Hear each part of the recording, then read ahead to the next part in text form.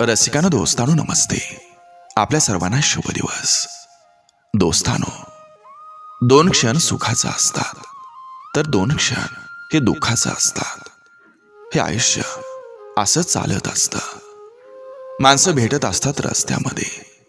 त्यातले काही जण हात देत असतात तेव्हा त्यांना सोबत घेऊन चालायचं असतं, तर काही जण हात सोडून मोकळे होत असतात तेव्हा त्यांना तिथं सोडून द्यायचं असतं. हे आयुष्य आहे, हे असंच चालत असतं.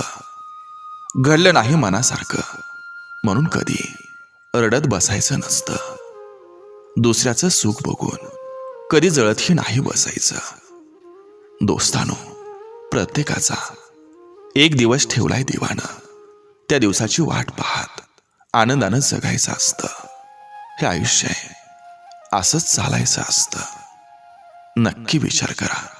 चला, आजही आपल्यासाठी सुंदर विचारांची ही शिदोरी, ही मालिका अशीच पुढे घेऊन आलोय.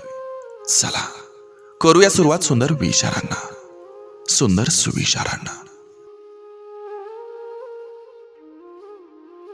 सर्वात मोठं वास्तव हे आहे की लोक तुमच्याविषयी चांगलं ऐकल्यावर संशय व्यक्त करतात, परंतु वाईट ऐकल्यावर मात्र लगेच विश्वास ठेवतात. स्वतःच्या आयुष्याचं सोनं नाही झालं तरी चालेल, पण आपल्यामुळं कोणाच्या आयुष्याची राख रांगोळी होणार नाही याची काळजी घ्या. इमानदारी आणि खरेपणा ढिंडोरा पेटवून सांगावा लागत नाही. या गोष्टी काळ सिद्ध करत असतो. प्रेम हे कधीच फक्त मिळवण्यासाठी, हिसकावून घेण्यासाठी नसावं, तर काहीतरी देण्यासाठी असावं. प्रेमात रुसता यावं, हसता यावं, भांडता यावं आणि वेळ प्रसंगी चांगल्यासाठी रागावता सुद्धा यावं. प्रेमात व्यक्त होता यावं, समजून घेता यावं आणि कायमचा आधार होता यावं. प्रेमात हट्ट धरता यावा, हट्ट पुरवता यावा आणि प्रसंगी समर्पित होता यावं. प्रेम जगता यावं, प्रेम अनुभवता यावं आणि प्रेम कोणत्याही अटीशिवाय करता यावं. एवढं प्रेम मोठं असावं. उपकार करत बसू नका, कारण परतफेड तिरस्काराने होत असते, पुरस्काराने नाही.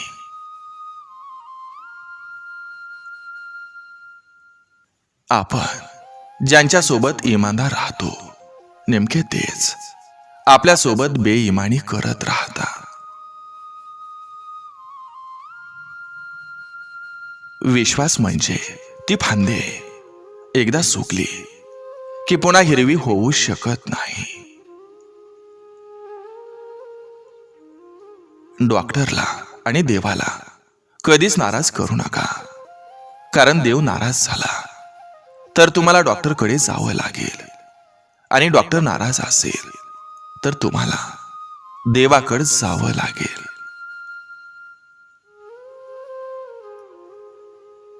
मनात खूप काही असतं सांगण्यासारखं, पण काही वेळा शांत बसणंच बरं असतं. आपलं दुःख मनात ठेवून अश्रू लपवण्यातच आपलं भलं असतं. एकांतात रडलं तरी चालेल, पण लोकांमध्ये हसावं लागतं. जीवन हे असंच असतं. ते आपलं असलं तरी इतरांसाठी जगावं लागतं. आपण स्वतःला कधीच मिठीत घेऊ शकत नाही. कधीच स्वतःच्या खांद्यावर डोकं ठेवून रडू शकत नाही. एकमेकांसाठी जगणं याला जीवन म्हणतात. म्हणून त्यांना वेळ द्या जे तुमच्यावर स्वतःपेक्षा जास्त प्रेम करतात. ओळख वेगळी आणि ओळखणं वेगळं. ओळखीला आपण कधीतरी ओळख समजत असतो, पण जवळची व्यक्ती कधीतरी अपेक्षेपेक्षा वेगळी वागते. तेव्हा ओळख आणि ओळखणं यामधला फरक समजत असतो. हातभर अंतरावर असलेली आणि जवळची वाटणारी व्यक्ती सुद्धा आपल्यापासून कितीतरी मैलो दूर आहे याची तेव्हा जाणीव होते. प्रेमामुळं शारीरिक संबंध असावेत, पण शारीरिक संबंधासाठी प्रेम नसावं. जे कुटुंब आपापसात संपत्ती कशी वाटून घ्यायची हा विचार न करता कुटुंबाच्या सदस्यावर आलेली विपत्ती कशी वाटून घ्यायची हा विचार करतं, त्याच कुटुंबाला समाजात मान असतो. आयुष्यात कोण कसं वागलं हे लक्षात ठेवण्यापेक्षा त्यातून आपण काय शिकलो हे डोक्यात घेऊन आयुष्यात पुढे जाणं श्रेष्ठ असतं. स्त्री ही काही काळापुरतीच पुरुषाची प्रेयसी किंवा पत्नी असते.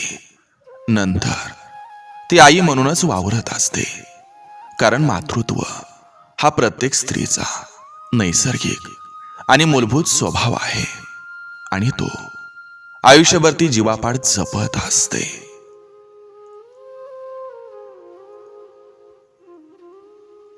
सुख आणि पैसा मिळवण्यासाठी मनुष्य आयुष्याची गुंतवणूक करतो, वेळ खर्च करतो आणि पैसा मिळवतो आणि पैशात इतका गुंततो की पैशाने सुख विकत घ्यायचा प्रयत्न करतो. क्षणभर आनंद मिळतो, पण मानसिक समाधान मात्र मिळत नाही. माणसं बाहेरून सजलेली दिसतात, पण आतून मात्र विजलेली असतात. या जगात एक प्रचलित रिवाज आहे, जोपर्यंत मतलब आहे तोपर्यंत हम साथ साथ है. ज्यावेळी मतलब संपला तेव्हा हम आपके कौन है. जेव्हा आपला काळ वाईट असतो तेव्हा प्रत्येक वेळ ही आपली परीक्षा घेत असते. आपण किती चांगलं वागलो, आपण काही बोललो तरी दोष आपल्यालाच दिला जातो.